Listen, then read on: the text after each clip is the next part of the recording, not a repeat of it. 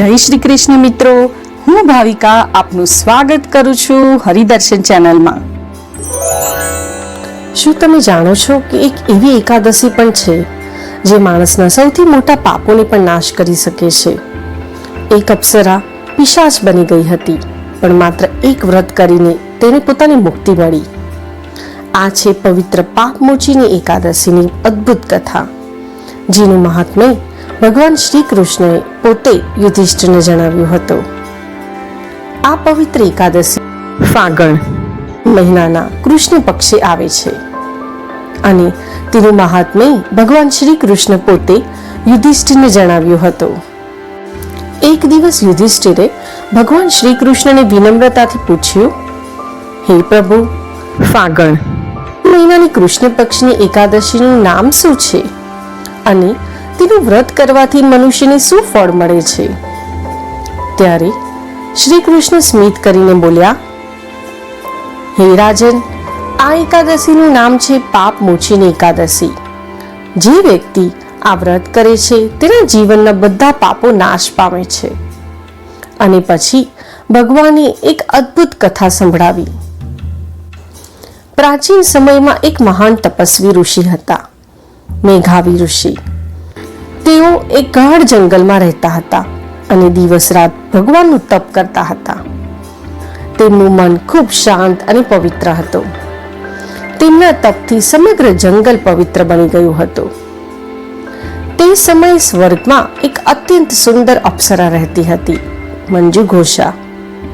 તેનું સૌંદર્ય અને સંગીત એટલું મોહક હતું કે દેવતાઓ પણ તેની પ્રશંસા કરતા। એક દિવસ કામદેવે વિચાર્યું કે ચાલો મેઘાવી ઋષિના તપની પરીક્ષા લઈએ। ત્યારે તેણે મંજુ ઘોષાને કહ્યું, તું જંગલમાં જા અને તારા સૌંદર્ય અને સંગીતથી ઋષિનું તપ ભંગ કરી દે। મંજુ ઘોષા જંગલમાં આવી। તે વૃક્ષ નીચે બેસી અને મીઠું સંગીત ગાવા લાગી। તેનું સંગીત એટલું મોહક હતું કે મેઘાવી ઋષિનું ધ્યાન ભંગ થઈ ગયું। તેમણે આંખો ખોલી અને મંજુ ઘોષાને જોઈ।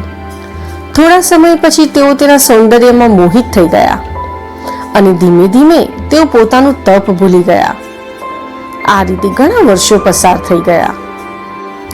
એક દિવસ અચાનક મેઘાવી ઋષિને પોતાની ભૂલનો અહેસાસ થયો।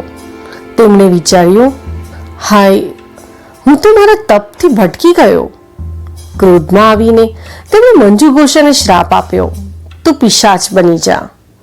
આ શ્રાપ સાંભળીને મંજુ ઘોષા ખૂબ ડરી ગઈ અને રડવા લાગી। તે બોલી, હે ઋષિવર, કૃપા કરીને મને માફ કરો, મને આ શ્રાપમાંથી મુક્ત થવાનો કોઈ માર્ગ બતાવો।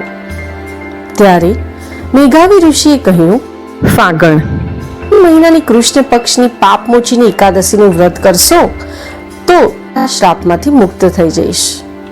મંજુ ઘોષાએ શ્રદ્ધા અને ભક્તિથી આ એકાદશીનું વ્રત કર્યું અને ભગવાનની કૃપાથી તે પિશાચ યોનિમાંથી મુક્ત થઈ ગઈ।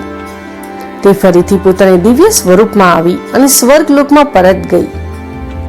ભગવાન શ્રી કૃષ્ણ કહે છે, હે યુધિષ્ઠિર, જે મનુષ્ય પાપમોચીની એકાદશીનું વ્રત કરે છે તેના જીવનના બધા પાપો નાશ પામે છે।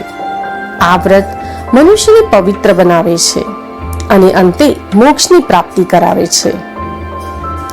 આ કથા આપણને એક મોટી શીખ આપે છે।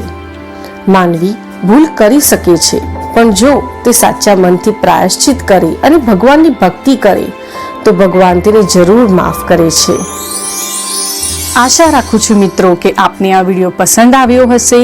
તે માટે વિડીયોને લાઈક જરૂરથી કરજો, મિત્રો સાથે વિડીયો શેર કરજો તથા આવા જ વધુ વિડીયો જોવા માટે હરિદર્શન ચેનલને સબસ્ક્રાઇબ અવશ્ય કરજો।